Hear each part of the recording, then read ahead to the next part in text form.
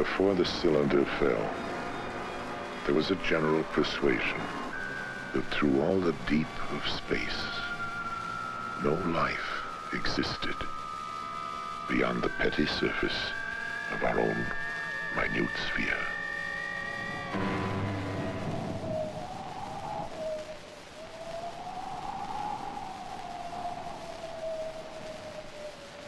We know now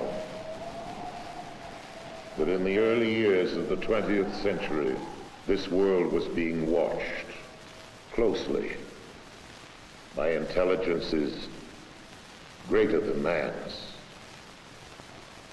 Across an immense ethereal gulf, minds that are to our minds as our minds are to the beasts in the jungle. Intellects, vast, cool, and unsympathetic, regarded this earth with envious eyes. And surely drew their plans against us.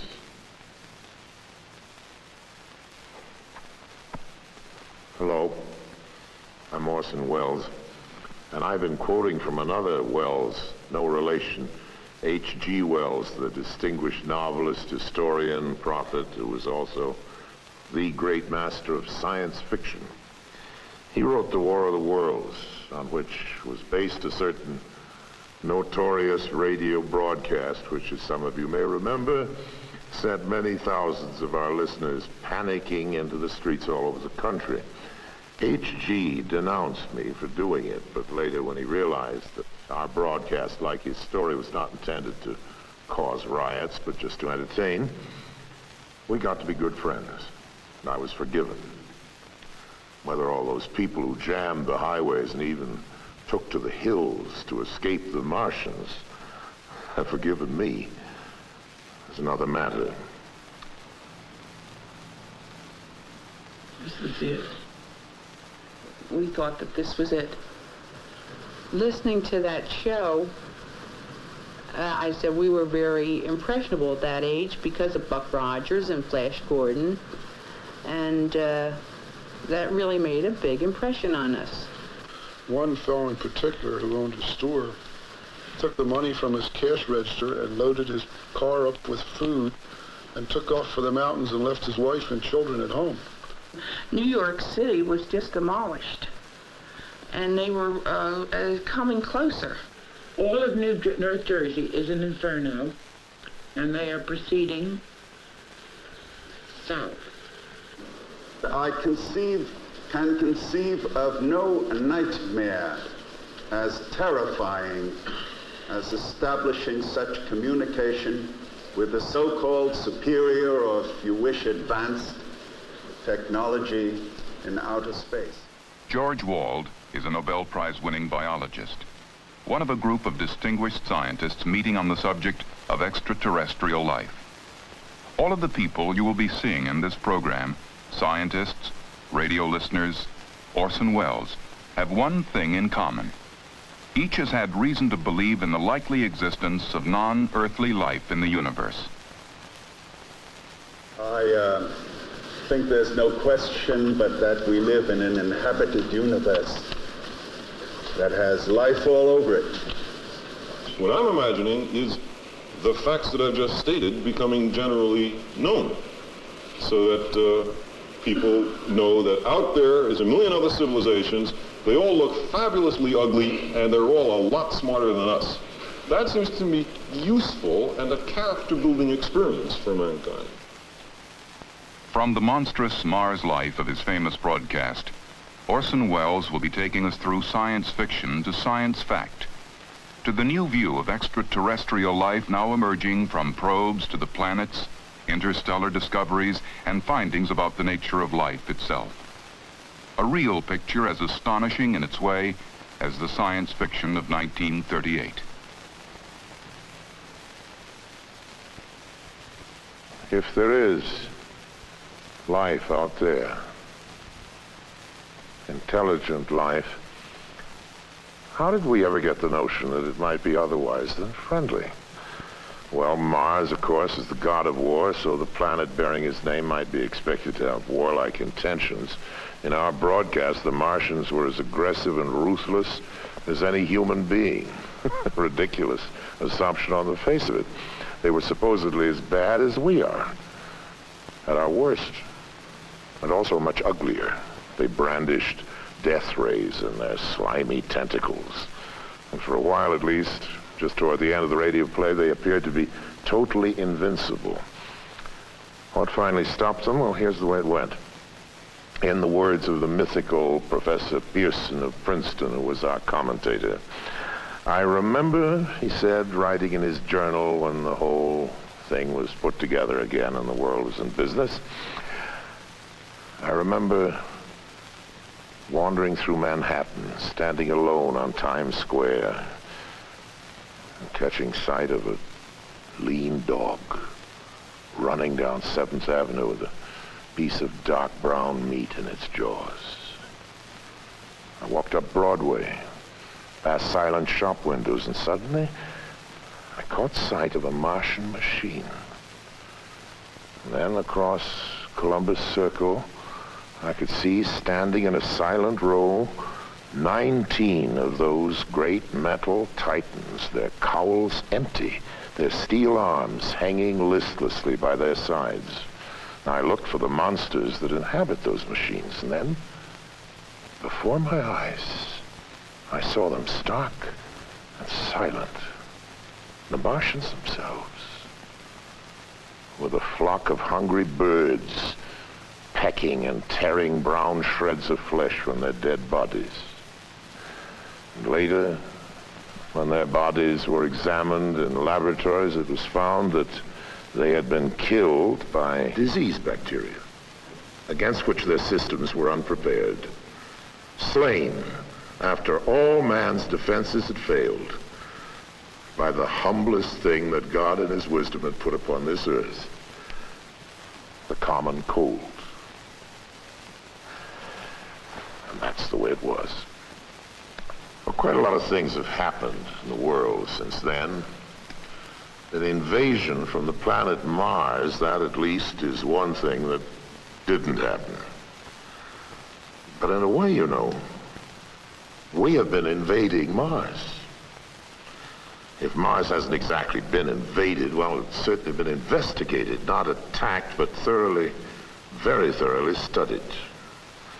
Observations of Mars had begun long before our broadcast, and even back then, in 1938, it seemed plausible to many people that life could have developed on Mars, just as it had on Earth. Peering through telescopes, scientists had seen what? Well, first a planet that, like our own Earth, had polar ice caps.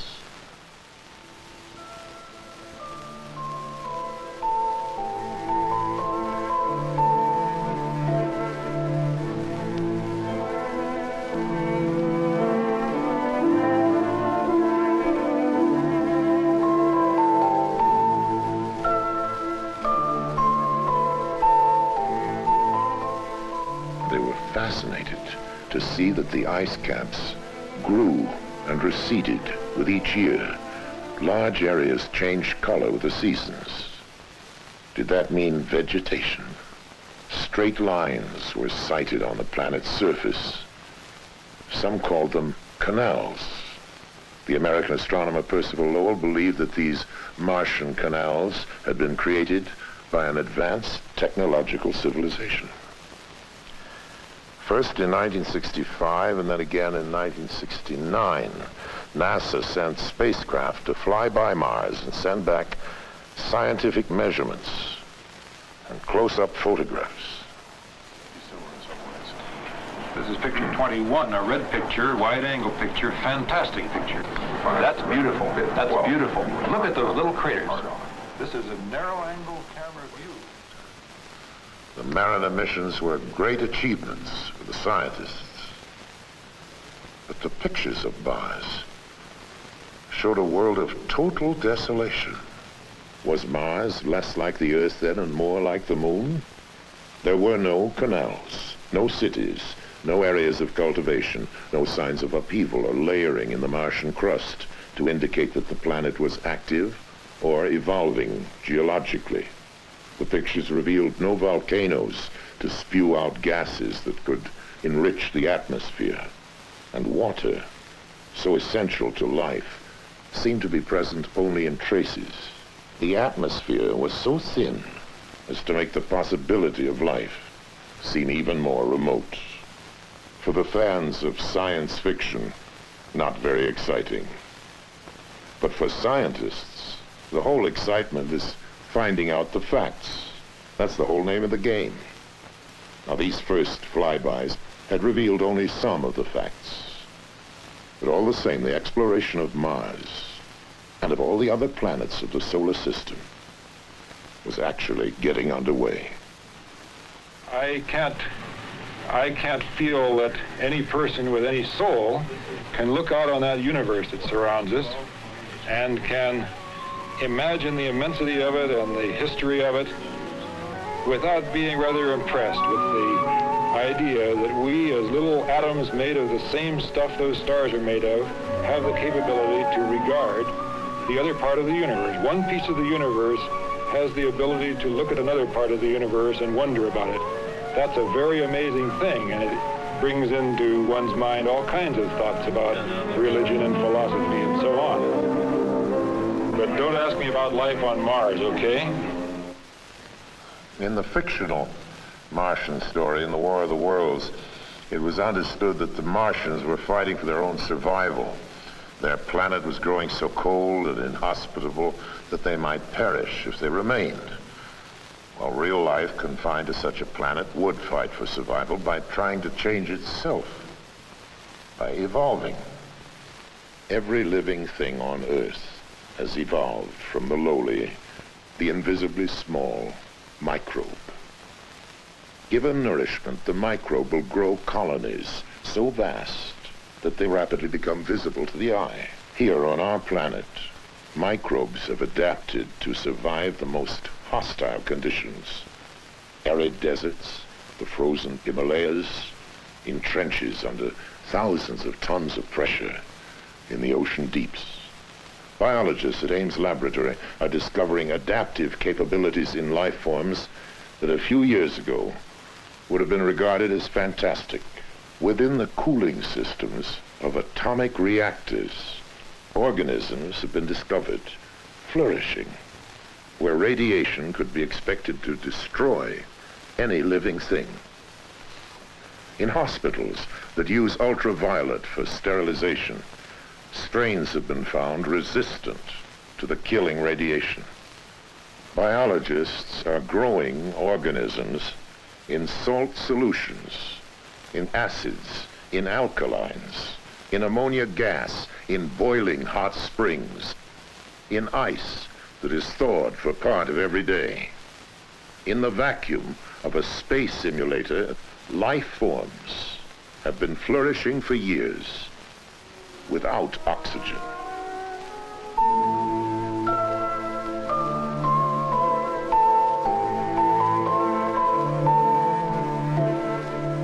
Scientists are studying the kinds of environments that could challenge life forms on the planets and moons of the solar system. In 1971, Mariner 9 arrived at Mars, equipped to go into orbit and stay for a while. A good thing, too, because when it arrived, Mars' surface was obscured by a global dust storm. As the storm abated, a whole new Mars began to make its appearance. The first feature that swam into view, poking up through the dust, appeared to be a huge impact crater. But it stood miles above the Martian lowlands on the peak of an immense mountain, Nix Olympica. And as the dust settled further, the stunning truth emerged that the mountain on Mars was indeed a gigantic volcano. So, geologically, Mars was not a dead planet after all. Vast stretch marks on the planet showed that Mars' surface is shifting and changing on a colossal scale. Mars is beginning to look, geologically at least, more like the Earth and less like the Moon. And then new evidence of water has begun to turn up in surprising ways. Among the many clouds in the Martian atmosphere, some have been found to be composed of water. Then close-ups of the surface have begun to turn up strange, sinuous patterns. Some compare with the patterns cut into the surface of our own planet by the Mississippi River.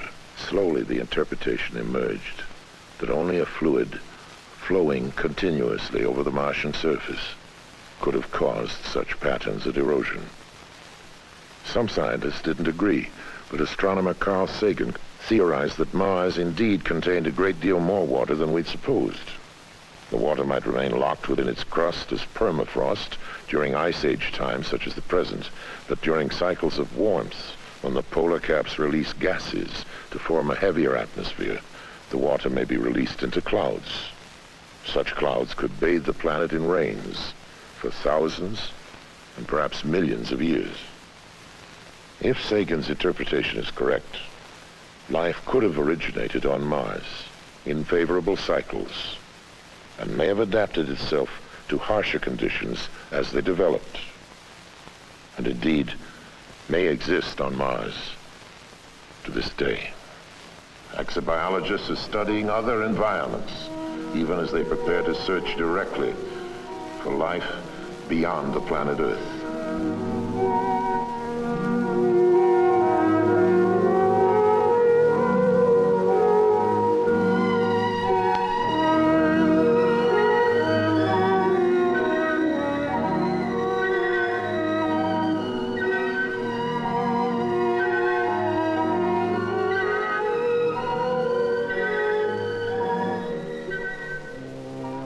Flying by Jupiter, Pioneer 10 confirmed estimates that within its atmosphere are combinations of gases similar to those in which life originated on Earth.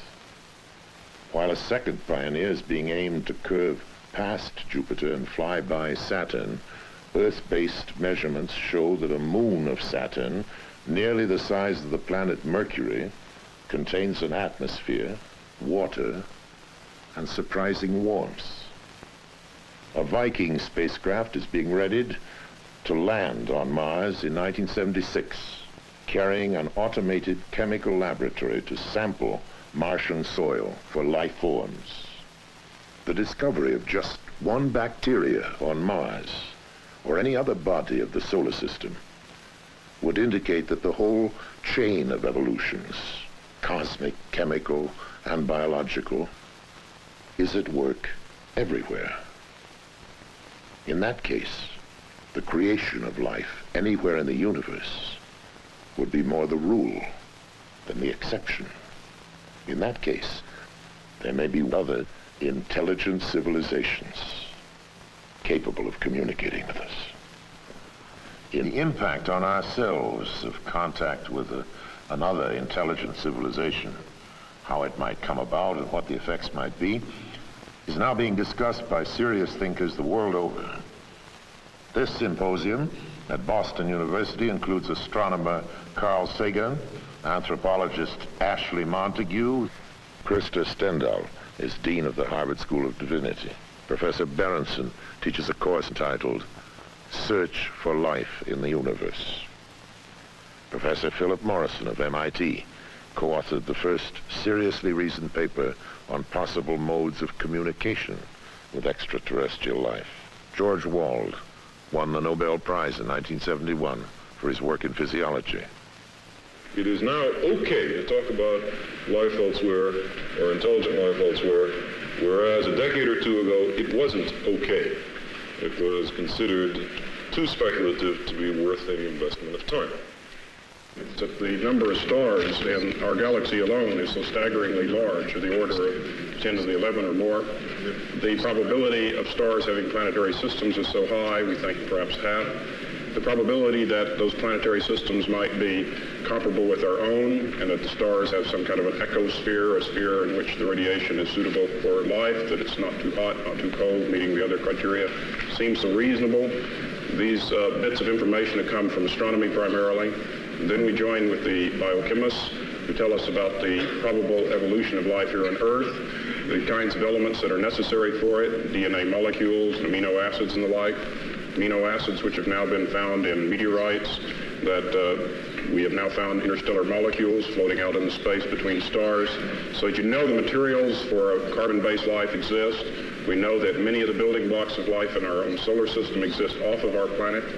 If you put these kinds of probabilities together, it begins to lead to the sorts of conclusions that we started with as an initial premise, and which apparently no one on the panel has disagreed. And that is that life must exist in the universe, and it must exist quite abundantly.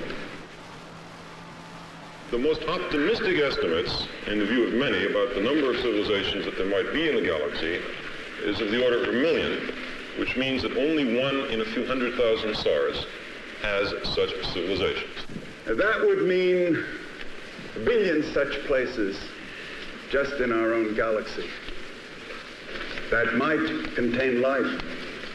And I believe there's a society of these groups, not just one. There are probably very many. There's only one, we have no hope of finding them. There are probably thousands, maybe as many as 1 million. They probably already have had a long history of this same experience of finding new ones and bringing them into the network. And I would imagine if an advanced civilization wanted to talk to us, they would say, oh, well, look, those guys must be extremely backwards. Go into some ancient museum and pull out one of those, what are they called, radio telescopes, and beam it at them. In 1970, a study of the feasibility for picking up interstellar communication was made in California by a number of radio scientists there, as well as astronomers and others. It's called Project Cyclops.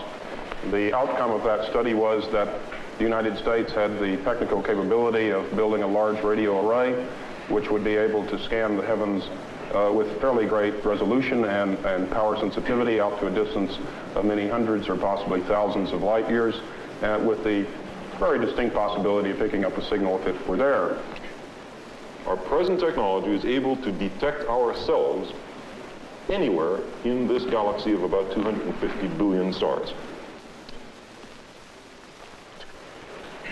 First, the people beaming the message will be incredibly alien. Even if their biochemistry resembles the biochemistry Professor Wald teaches, it will not be all that close, you know. It will have enzymes, but it will be, the LD situation will be quite different, and I don't know what chains of enzyme systems they will have at all. And you couldn't eat their food, very likely, even though they're the same biochemistry. Anymore, we eat the food of a mushroom. It's very difficult to eat that.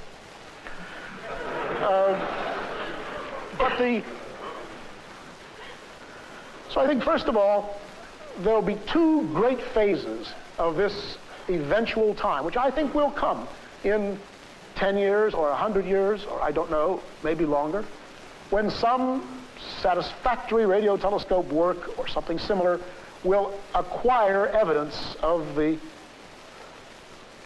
deliberate beaming of a message, protracted message out into space. So I think that will be easy and, of course, extraordinarily important. You will know very little of what that message says, say that it exists, and maybe some general geographic information from how far away it's coming, what kind of a star, where. And then I think that you will have pouring into the recorders, week after week, month after month, decade after decade, an enormous body of obviously interesting and meaningful pulses. And you'll be able to read them slowly and fitfully, because they will not be coded, but they'll be anti-coded. That's to say, the people who designed them, the beings who designed them, will have thought very carefully how to make the maximum number of mathematical clues. The best way to single out the meaning will be made available. I think the most important thing that it will bring to us, if we can finally understand it, will be a description, if it exists at all, of how beings disposing of great technology were able to fashion a world in which they could live and persevere and maintain something of worth and beauty for a long period of time. And finally, it would end our social and cultural isolation. To date, we have been bounded not only into our own countries and into our own small regions on this planet, but most assuredly within our solar system itself. If there are the tens of billions of other civilizations which the predictions indicate might be, then we would join a larger galactic community. In 1976, we're going to be able to explore Mars for perhaps not so humble microorganisms. Before and after that, we'll be searching the planets and the galaxies for clues to fill in the new patterns we're discovering. The evolution of evolutions that has produced us and the possible millions of other civilizations. It is conceivable that a spherical ship will land in front of the Washington Monument and a figure with 4 antennas and otherwise looking like the professional football player will walk out and demand to see our leader.